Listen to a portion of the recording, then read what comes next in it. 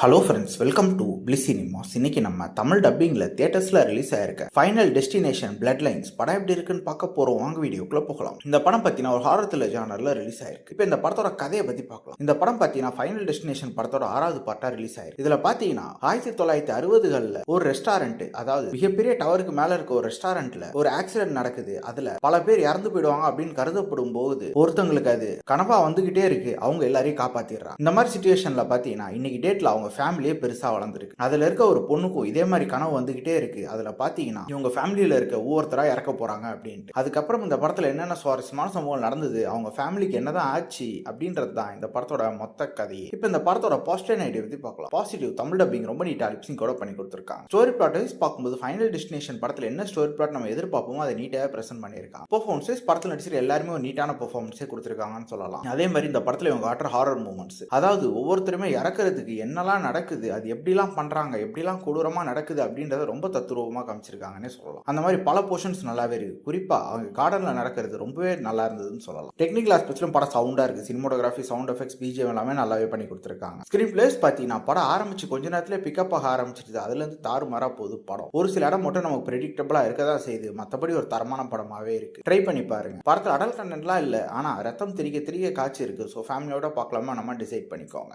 இன்னொரு வீடியோல சந்திக்கலாம். தேங்க்யூ.